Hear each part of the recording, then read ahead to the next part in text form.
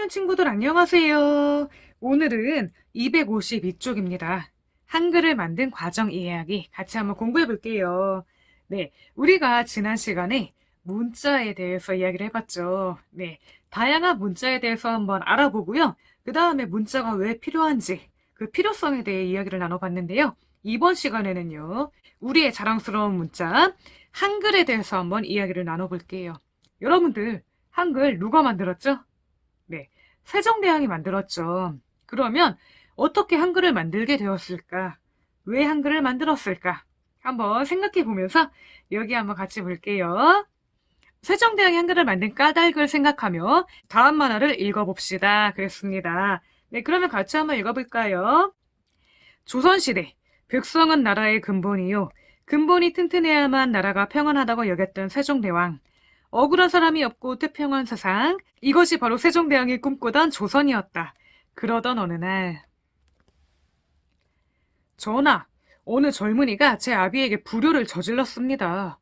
어찌 그런 일이. 여봐라, 효자 효녀들의 이야기를 백성에게 알려 효행을 깨우치게 하라. 한자로 쓰여 있으니 앞만 봐도 모르겠군. 여기 뭐라고 적힌 거야? 저기 그림이라도 봐야지. 에이, 그거 읽다가 해 넘어가겠어. 임금님께서 농사 잘 지으라고 책을 만드셨다는데 봤는가? 글을 읽지 못하니 무슨 소용이람? 백성을 가르치고자 펴낸 책들이 제 구실을 못하는구나. 자네, 돌쇠 소식 들었는가? 글을 몰라 억울한 일을 당하는 사람이 어디 한둘인가? 먹고 살기도 바쁜데 언제 글을 배우겠나? 네, 이러한 만화였습니다. 네, 여러분, 이 만화 읽고 나서 세종대왕이 왜 한글을 만들었을까 짐작이 가나요? 네, 먼저 세종대왕은요, 누구를 생각하는 사람이었을까요? 네, 맞습니다. 백성을 생각하는 사람이었습니다. 여기 보면은요, 백성이 나라의 근본이라고 했고요. 이 근본이 튼튼해야 나라가 평안하다고 생각을 했어요.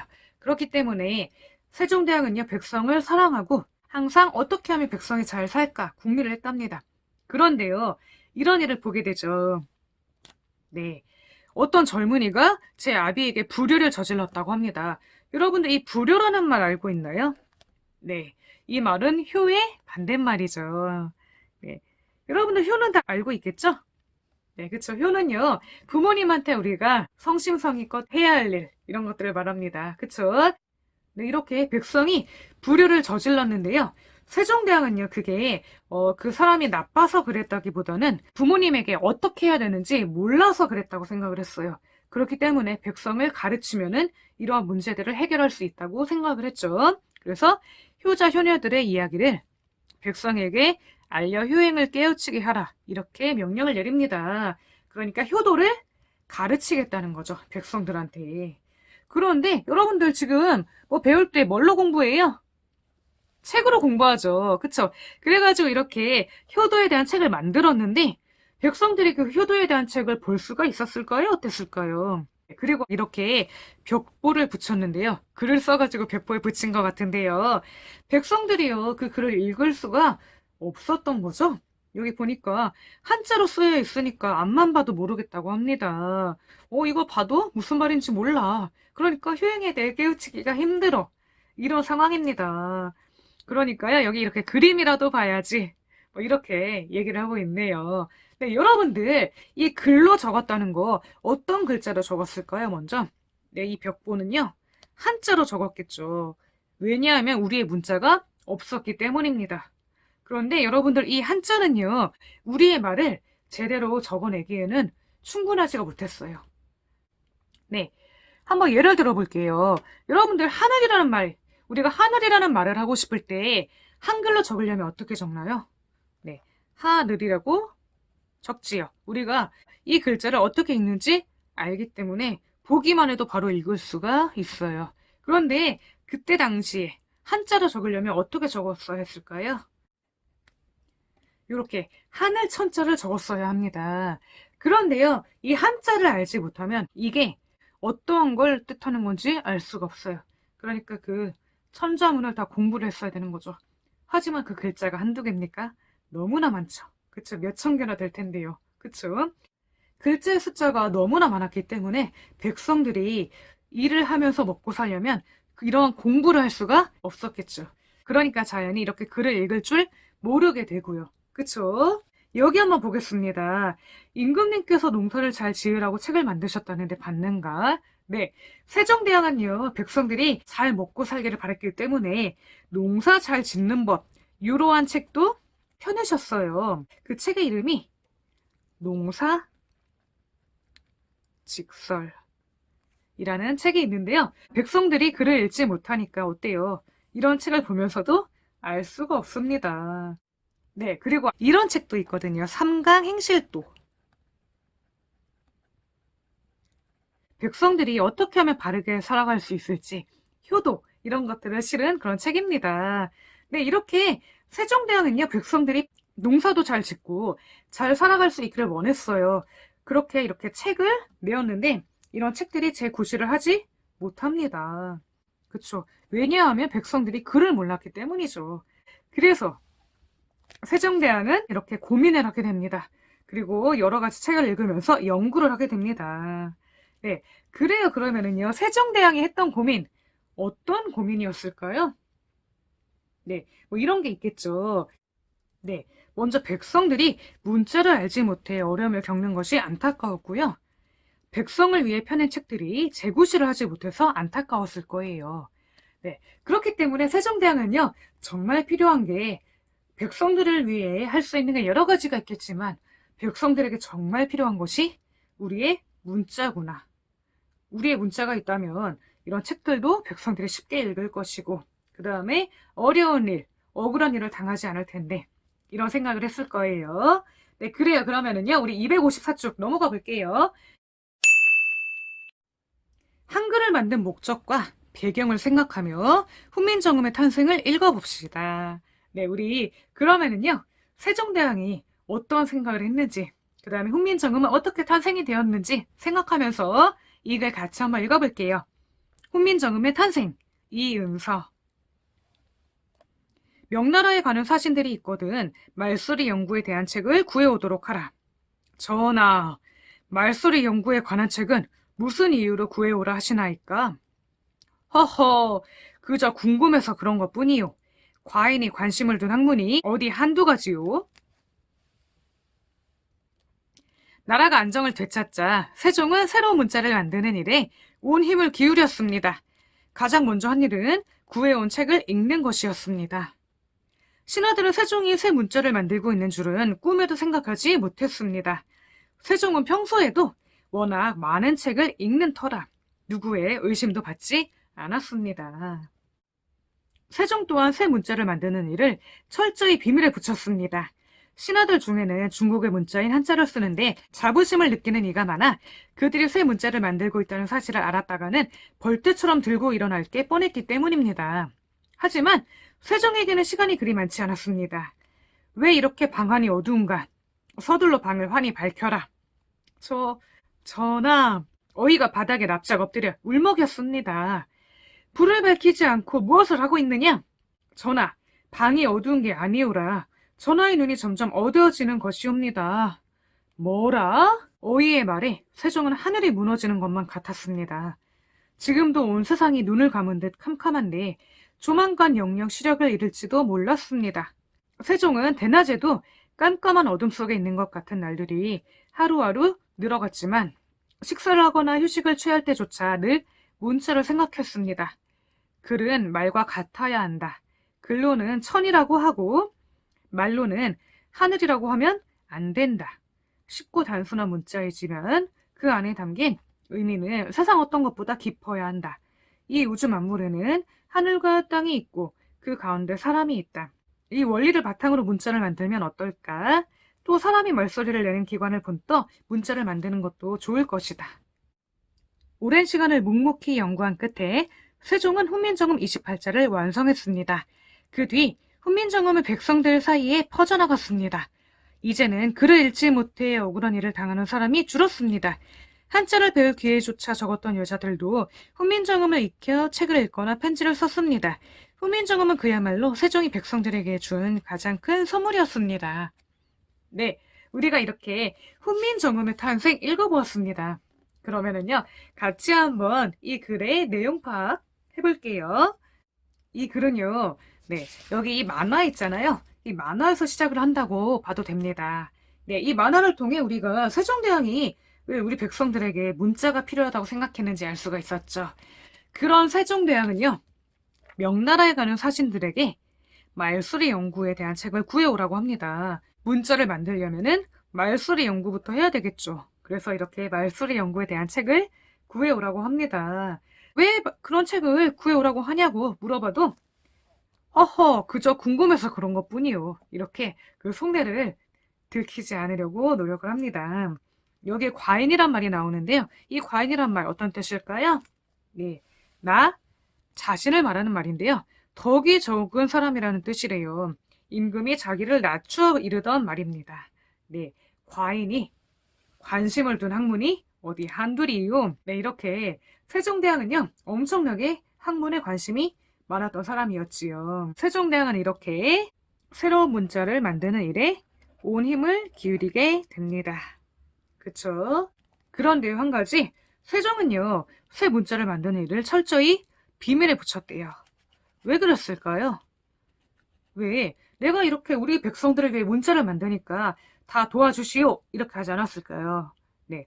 신하들은요, 그때 당시에 한자를 조금 더 높은 문자라고 생각했어요. 그러니까, 한자를 알고 한자를 쓰는데 자부심을 느꼈다고 합니다. 여러분들 자부심이라는 건 무엇일까요? 자부심은요, 쉽게 말해 자랑스러워하는 마음이거든요.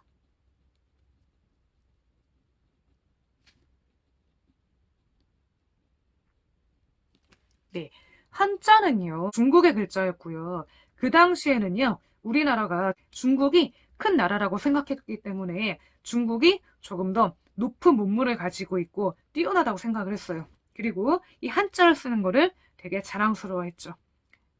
그렇기 때문에 세종대왕이 새 문자를 만들고 있다는 사실을 알았다가는요, 벌떼처럼 들고 일어날 게 뻔했기 때문입니다. 그쵸? 그럼에도 불구하고 세종대왕은요, 열심히 연구를 합니다. 어떻게까지 연구를 할까요? 네. 시력을 잃을지도 모르는데도, 그쵸? 열심히 밤낮 없이 연구를 합니다. 그쵸? 여기 이런 말도 나와 있어요. 식사를 하거나 휴식을 취할 때조차도 늘 문자를 생각했다고 합니다. 그리고 어떠한 생각을 했냐면요. 여기 세종대왕이 했던 생각이 나옵니다. 글은 말과 같아야 한다. 여러분들 여기다가 별표 하나 해볼게요. 네. 세종대왕이 우리 문자를 만드는데 가장 핵심으로 생각했던 거는 글이 말과 같다는 겁니다. 그러니까 우리가 말하는 대로 그대로 적을 수 있어야 한다. 그 뜻이죠.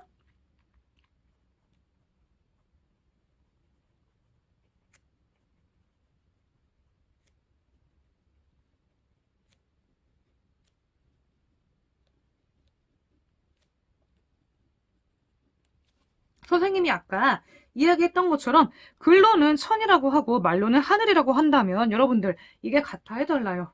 다르죠. 그러니까 말로는 하늘이라고 하는데 하늘이라고 쓰지 않고 천이라고 써야 되니까 천이라는 글자를 외워야 되잖아요. 그리고 말이 얼마나 많아요. 그걸 다 외워요? 못 외우죠. 그쵸? 그렇기 때문에 너무 어려웠어요. 그쵸? 그렇기 때문에 쉽고 단순한 문자가 필요했고요. 그 다음에 이 쉽고 단순한 문자이지만 세종대왕은 그 안에 담긴 의미는 세상 어떤 것보다 기뻐한다고 얘기를 했습니다. 그러니까요. 이 우주 만물에는 하늘과 땅이 있고 그 가운데 사람이 있는데 이 세 가지를 글자 안에 다 담아야 한다. 이렇게 생각을 했죠. 네. 그러니까요. 지금 우리가 쓰는 이 한글에는요. 하늘과 땅과 사람이 담겨 있는 거죠. 그리고 또 사람이 말소리를 내는 기관을 본떠 문자를 만드는 것도 좋을 것이라고 했습니다. 네, 여러분들 이것도 한번 별표 해볼게요. 그러면은요, 우리 문자 한글을요 지은 원리가 이 두 가지라는 거 알 수가 있어요. 한 가지는 우주 만물의 원리, 그것은 하늘과 땅과 사람. 그 다음에 또 한 가지는 말소리를 내는 기관을 본떠 만들었다. 이 두 가지를 통해 한글을 만들었다는 걸 알 수가 있죠. 간단하게 옆에다가 정리를 해볼게요. 세종대왕은요, 한글이라는 문자를 창제할 때 이 두 가지를 염두에 두고 만들었습니다. 네, 그러면은요, 우리 256쪽 넘어가 볼게요. 세종대왕은 오랜 시간을 묵묵히 연구한 끝에 훈민정음이라는 글자를 만들었고요. 이 훈민정음은요, 28자였습니다. 네. 그 뒤로 백성들은요, 이 훈민정음을 공부하기 시작했고요. 글을 읽지 못해 억울한 일을 당하는 사람이 줄어들었죠. 그쵸? 그리고 또 어떠한 좋은 점이 있었죠? 네. 한자를 배울 기회조차 적었던 여자들도 훈민정음을 익히게 되었습니다. 그래서 뭐 책도 읽고 편지도 쓰고 그 당시에는 여자들이 글을 배우지도 못했는데 이렇게 한글은 쉬웠기 때문에 배울 수가 있었고 책도 읽고 편지도 쓰게 되었죠. 훈민정음은 그야말로 세종이 백성들에게 준 가장 큰 선물이었습니다. 네, 이 훈민정음이라는 글자 때문에 우리 백성들이 할 수 있게 된 게 정말 많았죠. 글을 배울 수도 있고 억울한 일도 없어지고 그 다음에 뭐 책을 읽거나 편지도 쓸 수가 있었고요. 그런데 여러분들 여기 이 훈민정음 해례본이라는 책이 나오네요. 이거는 어떠한 책일까요? 네, 요거를 쉽게 말하면 훈민정음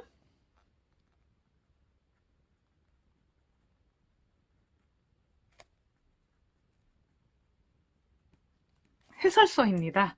그러니까요, 이 책을 보면은요, 이 한글을 창제하게 된 원리, 그런 것들을 알 수가 있어요. 우리가 아까 한글을 창제하게 된 원리가 뭐라 그랬죠?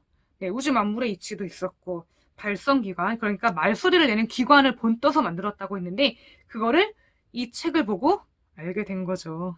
그쵸? 여기 한번 읽어볼게요. 조선 세종 28년 1446년에 훈민정음 28자를 세상에 알릴 때 나무 조각을 새긴 글씨를 찍어낸 원본이라고 합니다. 그러니까요, 여러분들 한 가지 덧붙이자면은요. 이 책을 알기 전까지는요. 사람들이 이렇게 생각했습니다. 훈민정음은 세종대왕이 문을 보고 만들었을 거야. 옛날에 문을 보면 이렇게 문살이 이렇게 있는데 나무로 된 문살이 있죠. 이런 걸 보면은요. 이 부분을 보면은 기억이 나오고 이 부분을 보면은 니은이 나오고 그 다음에 요거 다 합치면은 미음이 나오고 그 다음에 뭐 요렇게 하면은 비읍이 나오고 이러니까 문을 보고 만들었을 거야. 이렇게 추측을 하기도 하고요. 다양한 이야기가 있었거든요. 그런데 이 훈민정음 해례본을 우리가 알게 되고 난 후에는요. 아, 이런 원리로 훈민정음을 만드셨구나. 그걸 알 수 있게 된 거죠. 그러니까 이 책은 정말 가치가 있는 책이겠지요. 네, 그래요. 그러면은요, 우리 4번. 훈민정음의 탄생을 읽고 물음에 답해 봅시다. 이거 같이 한번 해볼게요.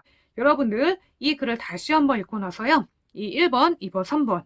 물음을 한번 해결해 볼게요. 이거 한번 해결하고 나서요. 같이 한번 볼게요.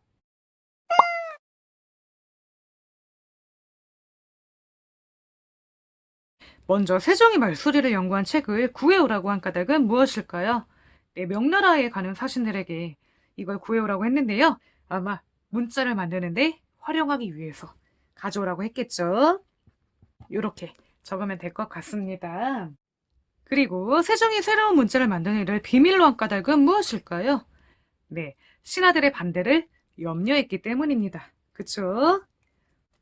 네. 그 다음으로 훈민정음을 익힌 백성의 삶은 어떻게 달라졌나요? 네.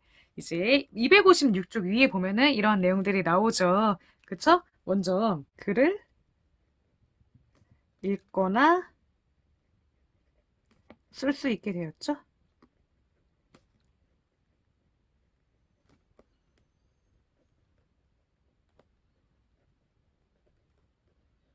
그 다음에 또 억울한 일을 당하는 사람이 줄어들었죠.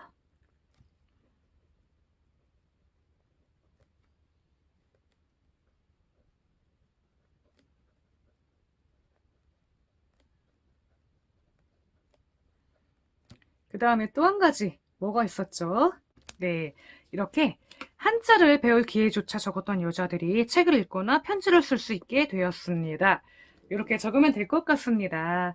네, 그래요. 그러면은요, 우리 257쪽으로 한번 넘어가 볼게요. 257쪽입니다. 세종대왕이 한글을 만든 까닭과 과정을 정리해 봅시다 그랬는데요. 우리 이거 같이 한번 살펴볼게요. 먼저 첫 번째 부분이 있고 우리말을 적을 문자가 필요하다고 생각했다고 합니다. 여러분들 그러면은요. 여기 어떠한 내용이 들어가면 될까요? 네, 맞습니다. 백성들이 우리말을 적을 문자가 없었기 때문에 억울한 일을 당하거나 힘든 일을 당하기도 했다는 거. 그쵸? 그 다음에 우리말을 적을 문자가 필요하다고 생각하셨고 세종대왕이요. 그쵸? 말소리를 연구한 책을 구해 읽으며 문자를 연구했습니다. 그쵸? 명나라로 가는 사신들한테 이러한 책을 구해오라고 했죠. 그리고 어떻게 하셨나요? 네, 아마 신하들한테는요, 이 일을 비밀에 붙였다는 내용이 나와야 할 것 같아요. 그리고 세종은 눈이 나빠져도 문자를 계속 연구했습니다. 눈이 나빠질 때까지, 그쵸? 잘 보이지도 않을 때까지 계속 연구를 하셨고, 마침내 어떻게 했죠? 훈민정음 28자를 만드셨죠. 이 내용이 나와야 되겠죠? 이 일로 인해 억울한 일을 당하는 사람들이 줄었고, 또 한글로 책을 읽거나 글을 쓰는 사람들이 많아지게 됩니다. 그쵸? 그러면 요거 한번 정리해 볼게요. 네, 정리한 내용들 같이 한번 살펴볼게요. 먼저 글을 읽지 못해 억울한 일을 당하는 백성이 많았다. 이렇게 적으면 좋을 것 같고요. 그래서 문자가 필요하다고 생각을 했고 말소리를 연구했고 그쵸? 문자를 연구했고요. 하지만 그 과정에서 신하들이 반대할 것을 알았기 때문에 신하들의 반대를 피해 새로운 문자를 만드는 일을 비밀에 붙이게 됩니다. 그쵸? 세종대왕은 눈이 나빠지도록 문자를 계속 연구하셨고요. 마침내 훈민정음 28자를 완성하게 됩니다. 억울한 일을 당하는 사람들이 줄어들게 되었고요. 한글로 책을 읽거나 편지를 쓰는 사람이 늘어나게 되었습니다. 네, 여러분들 이 내용 한번 정리를 꼭 해보길 바라고요. 네, 마지막으로 6번입니다. 자신이 세종대왕이라고 생각하고 백성에게 훈민정음을 소개하는 글을 써봅시다 그랬거든요. 네, 여러분들 내가 누구라고 생각하라고요? 세종대왕이라고 생각을 한번 해보고요. 여러분들이 내가 만약에 세종대왕이라면 백성들한테 이렇게 훈민정음을 소개하면 좋겠다. 그 내용으로 여기에다가 글을 적는 거죠. 근데 훈민정음 어떻게 소개를 하면 좋을까요? 훈민정음을 왜 만들게 되었는지, 그리고 어떤 원리로 만들게 되었는지 이런 것들을 중심으로 글을 한번 써보면 좋을 것 같습니다. 네, 그러면은요, 이 활동 해보고 다시 만나볼게요. 네, 선생님도 예시로 한번 적어보았습니다. 훈민정음은 백성들이 문자를 몰라서 억울한 일을 당하거나 어려움을 겪지 않게 하기 위해 만들었다. 하늘, 땅, 사람의 모양과 말소리를 내는 기관을 본떠 쉽고 정확하게 우리말을 표현할 수 있도록 만들었으니 누구나 배워서 널리 쓰기를 바란다. 요렇게 훈민정음을 한번 소개하는 글을 적어보았습니다. 네, 여러분들도 여러분들의 말로 한번 꼭 적어보길 바라고요. 우리 이번 시간은 여기서 끝내도록 하고요. 다음 시간에는 258쪽입니다. 한글의 특성 이해하기 같이 한번 공부해 볼게요. 네, 그러면은요. 오늘도 정말 수고 많았고 다음 시간에 만나요. 안녕.